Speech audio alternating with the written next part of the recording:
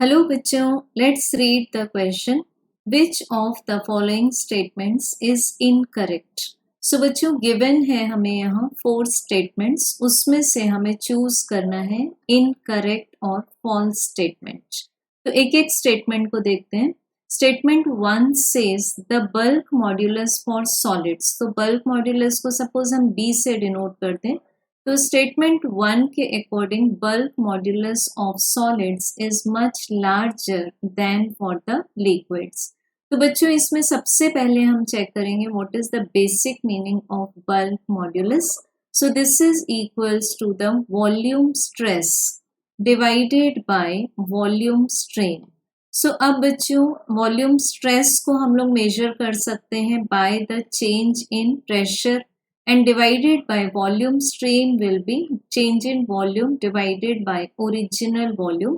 So यहाँ अगर हम इसका मैग्नीट्यूड चेक करें तो bulk modulus is V del P divided by del V. So अब सॉलिड्स के लिए अगर हम चेक करना चाहते हैं तो सॉलिड्स के केस में the change in volume is very less as compared to the liquids. So definitely ये statement correct है, because अगर change in volume less होगा as bulk modulus is inversely proportional to the change in volume. So change in volume less होगा तो bulk modulus की value increase होगी.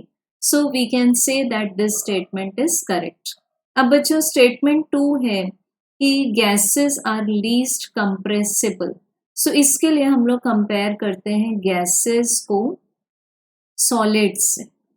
सो gases are most compressible. ये statement पूरी तरह से हमें ऑप्शन नंबर 2 में गलत दिया हुआ है, क्योंकि गैसेस इतने ज़्यादा कंप्रेसिबल हैं कि अगर सॉलिड से कंपेयर किया तो इनमें करीब करीब मिलियन का रेशियो आ जाएगा.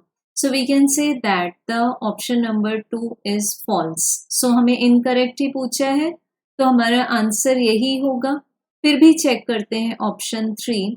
ऑप्शन 3 में for a system in equilibrium the value of bulk modulus is always positive. तो सबसे पहले तो equilibrium का मीनिंग है that the sum of all the forces on the system is equal to 0. अब हम बल्क मॉड्यूलस को कैसे डिफाइन करते हैं? With sign we take it as minus V del P divided by del we.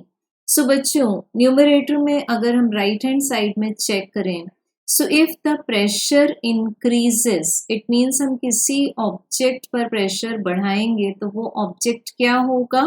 Compress होगा. और अगर वो ऑब्जेक्ट कंप्रेस होगा तो डेल वी की वैल्यू निगेटिव आएगी. The change in volume will be negative. So it means हमें जो बल्क मॉड्यूलस का आंसर मिलेगा वो पॉजिटिव मिलेगा. सो यहाँ पर हम बोल सकते हैं कि ये स्टेटमेंट भी करेक्ट है. Then fourth option, the SI unit of bulk modulus is same as that of pressure. So अगर हम बल्क मॉड्यूलस के एक्सप्रेशन में चेक करें तो स्ट्रेन तो यूनिट लेस है, because this is change in volume to the original volume. It means bulk modulus की SI unit volume stress के जैसी होगी. अब वॉल्यूम स्ट्रेस मीन्स क्या है? Change in pressure. तो डेफिनेटली दोनों की यूनिट मिलेगी हमें pascal. So this is also correct statement. So हमारे इस क्वेश्चन का राइट आंसर है ऑप्शन 2. Thank you.